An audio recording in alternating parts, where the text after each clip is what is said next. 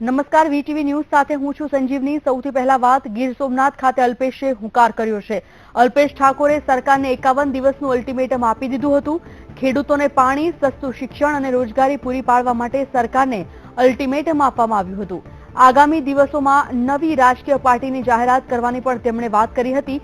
સાથે જ તેમણે કહ્યું હતું કે બંને પાર્ટીના નેતાઓ અમારા સંપર્કમાં છે। 59મા દિવસે અમે નવો મોરચો ખોલીશું અને ભાજપ અને કોંગ્રેસનું શુદ્ધિકરણ કરીશું તેમ પણ જણાવ્યું। સાથે જ તેમણે નવા મહાસંમેલનની તારીખોની જાહેરાત પણ કરી દીધી હતી।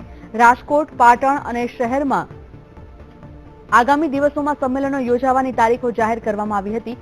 અલ્પેશે વધુમાં કહ્યું કે આગામી દિવસોમાં તે રાજનીતિમાં આવી રહ્યા છે। તેના માટે 77 વિધાનસભામાં બૂથ મેનેજમેન્ટ પણ ચાલી રહ્યું છે। અલ્પેશે રામ મંદિર બનાવવા માટે જમીનની માંગણી કરવાનો પણ કાર્યક્રમ ઘડી નાખ્યો હતો।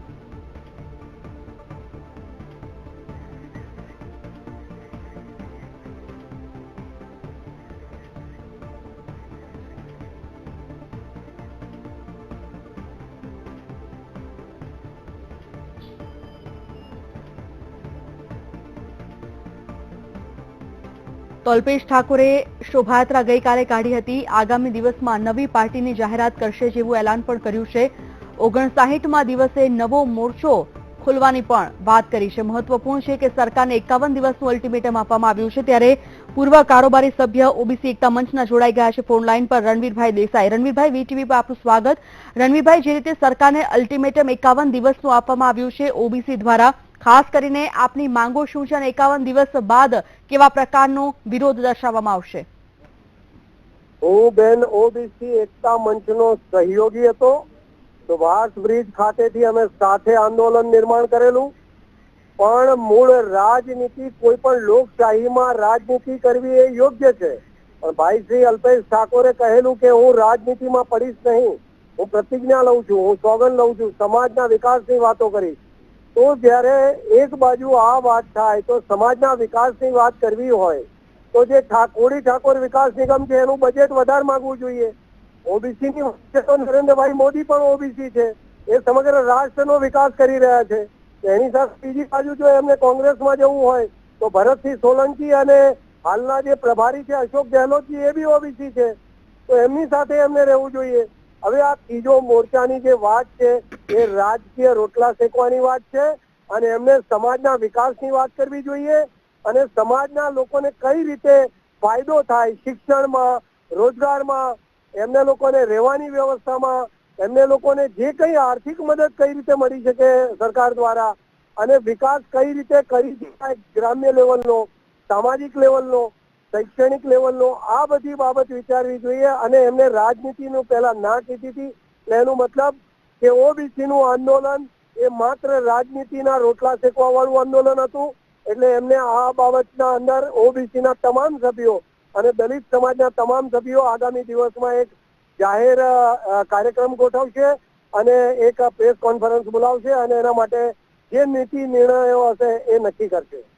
રણવીરભાઈ, અલ્પેશ ઠાકોર દ્વારા એવું પણ કહેવામાં આવ્યું છે કે જે નવી પાર્ટી બનાવવાની વાત છે તેમાં 77 વિધાનસભા બેઠક પર બૂથ લેવલનું કામ શરૂ થઈ ગયું છે, એ દિશામાં થોડો પ્રકાશ પાડશો? હા, એટલે એમને આગળ જે બી એમને માત્ર આ તો ઓબીસી નું નામ છે, કોળી ઠાકોર સમાજના સભ્યોની નોંધણી થઈ રહી છે।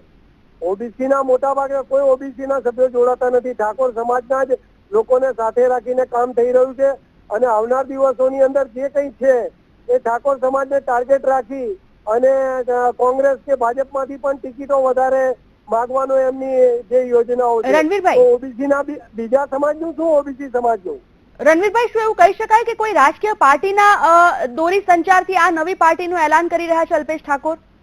હા, એવું હોઈ શકે। કોઈ પણ રાજકીય કોઈ પક્ષમાં મોટું માથું અસંતુષ્ટ હોય અને એ વ્યક્તિઓના દોરી સંચારથી પણ આ થઈ રહ્યું હોઈ શકે અને બીજી કોઈ રાજકીય પક્ષને ફાયદો કરાવવા માટે પણ ત્રીજું પરિબળ હોઈ શકે। ત્રીજું પરિબળ ઊભું થાય તો રાજકીય પક્ષોમાં કોઈ પક્ષોને પછાત વર્ગોના વોટોથી નુકસાન પણ થાય, એવું પણ હોઈ શકે। ઓકે રણવીરભાઈ, વીટીવી સાથે વાત કરવા માટે આપનો ખૂબ ખૂબ આભાર।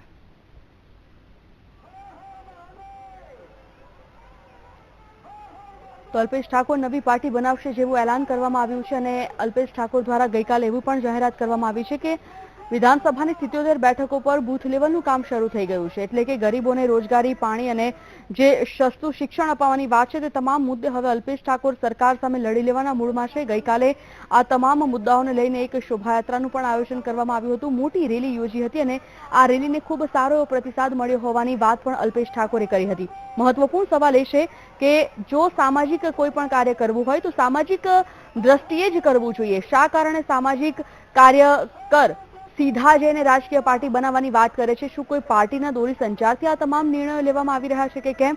અલ્પેશ ઠાકોર ફક્ત એક હાથો છે, શું તેની ઉપર બેસીને શું કોઈ રાજ રમત રમી રહ્યું છે કે કેમ? આ તમામ મામલે હવે ચર્ચાનો વિષય જાગ્યો છે. રાજકારણમાં ક્યારે પણ નહીં આવું કહેનારા અલ્પેશ ઠાકોર રાજકીય પાર્ટી જ્યારે ઊભી કરવાની વાત કરી રહ્યા છે ત્યારે એક રાજકીય પદ માટે શું આ તમામ ઘેલછા, તમામ લાલસા હોય છે કે કેમ? આ તમામ સવાલો અત્યારે ઊભા થઈ રહ્યા છે. આપને જણાવી દઈએ, સરકારને અલ્ટિમેટમ આપવામાં આવ્યું છે ઓબીસી એકતા મંચના પ્રમુખ અલ્પેશ ઠાકોર દ્વારા 51 દિવસનું, અને જો 51 દિવસમાં કોઈ પણ પ્રકારની માંગો તેઓને સ્વીકારાશે નહીં તો અલ્પેશ ઠાકોર સરકાર સામે વધુ ઉગ્ર આંદોલન કરશે તેવી પણ ચીમકી ઉચ્ચારી છે.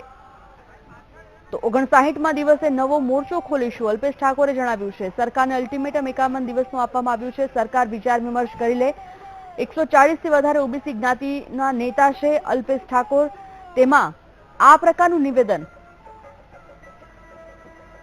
કેટલું યોગ્ય છે તે જોવું રહ્યું.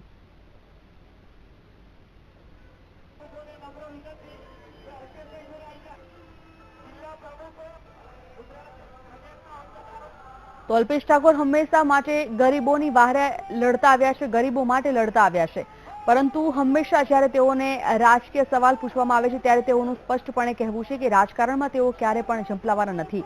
હવે આ જ અલ્પેશ ઠાકોર પોતાની વાતથી ફરી રહ્યા હોય તેવું લાગી રહ્યું છે. તેઓ એક નવી રાજકીય પાર્ટી ઊભી કરવાની પણ વાત કરી છે. ગીર સોમનાથ ખાતે અલ્પેશે હુંકાર ભર્યો છે. અલ્પેશ ઠાકોરે સરકારને 51 દિવસનું અલ્ટિમેટમ આપી દીધું.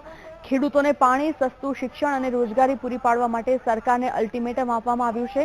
સાથે આગામી દિવસોમાં નવી રાજકીય પાર્ટીની પણ જાહેરાત કરવાની પણ તેમણે વાત કરી છે. સાથે તેમણે કહ્યું કે બંને પાર્ટીના નેતાઓ અમારા સંપર્કમાં છે.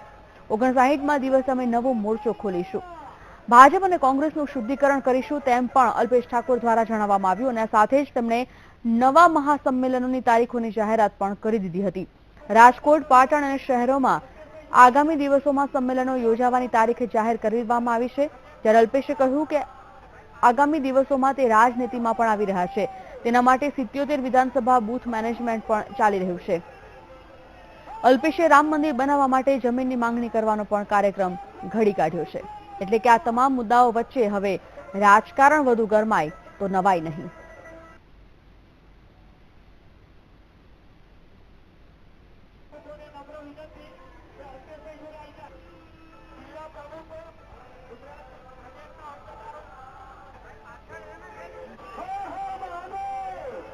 તો એક તરફ અલ્પેશ ઠાકોર અને બીજી તરફ હાર્દિક પટેલ, આ બંને તરફથી રાજ્ય સરકારને અત્યારે ફટકો પડી રહ્યો છે. સરકાર એક તરફ આગામી ચૂંટણી માટે સક્ષમ બનવાનો પ્રયત્ન કરી રહી છે. આગામી ચૂંટણીમાં બૂથ લેવલનું કામ સરકાર દ્વારા શરૂ કરી દેવામાં આવ્યું છે અને આગામી ચૂંટણીમાં ભવ્ય વિજય ભાજપનો થાય તે દિશામાં કામ શરૂ કરી રહી છે. તો બીજી તરફ અલ્પેશ ઠાકોર અને હાર્દિક પટેલ જેવા જે સામાજિક નેતાઓ છે એ સરકાર સામે બિલકુલ નમતું જોખવા તૈયાર નથી. તેવામાં અલ્પેશ ઠાકોરે ગીર સોમનાથમાં એક નવો જ હુંકાર ભર્યો છે. સરકારને 15 દિવસનું અલ્ટિમેટમ હવે આપવામાં આવ્યું છે અને તેમાં ખેડૂતોને વ્યવસ્થિત પાણી, સમયસર પાણી, શિક્ષણ સસ્તું મળી રહે અને રોજગારી જે બેરોજગારો છે તેમને મળી રહે તેવી માંગ સાથે સરકારને અલ્ટિમેટમ આપવામાં આવ્યું છે અને આગામી દિવસોમાં નવી રાજકીય પાર્ટીની પણ જાહેરાત કરવાની પણ અલ્પેશ ઠાકોરે વાત કરી છે. તેમનું કહેવું છે કે બંને પાર્ટીના નેતાઓ અમારા સંપર્કમાં છે. 59મા દિવસે અમે નવો મોરચો ખોલવાના છે અને ભાજપ અને કોંગ્રેસનું શુદ્ધિકરણ પણ કરીશું તેમ પણ અલ્પેશ ઠાકોર દ્વારા જણાવવામાં આવ્યું છે. સાથે જ તેમણે નવા મહાસંમેલનની તારીખો પણ જાહેર કરી દીધી. રાજકોટ, પાટણ અને શહેરમાં આગામી દિવસોમાં સંમેલનો યોજાવાની તારીખો જાહેર કરવામાં આવી છે. એટલે હજી આગામી દિવસોમાં આ તમામ સિટીઝમાં સંમેલનો યોજાઈ શકે છે, વિરોધ પ્રદર્શન થઈ શકે છે. અલ્પેશ ઠાકોરે વધારે કહ્યું કે આગામી દિવસોમાં તે રાજનીતિમાં આવી રહ્યા છે. એક તરફ થોડા વખત પહેલા જ્યારે અલ્પેશ ઠાકોરને આ સવાલ પૂછવામાં આવ્યો ત્યારે તેઓએ સ્પષ્ટપણે કહ્યું હતું કે રાજનીતિ સાથે તેઓને કોઈ લેવા દેવા નથી, તેઓ ક્યારે પણ રાજકારણમાં નહીં આવે. પરંતુ હવે જાણે સમય અચાનક તેઓનો બદલાયો હોય તેમ તેઓ હવે રાજકીય પાર્ટી બનાવવાની વાત કરી રહ્યા છે અને તેના માટે 77 વિધાનસભામાં બૂથ મેનેજમેન્ટ પણ ચાલી રહ્યું છે તેમ પણ જણાવ્યું. અલ્પેશ ઠાકોરે રામ મંદિર બનાવવા માટે પણ જમીનની માંગ કરવાનો પણ કાર્યક્રમ ઘડી નાખ્યો છે. આમ જોવા જઈએ તો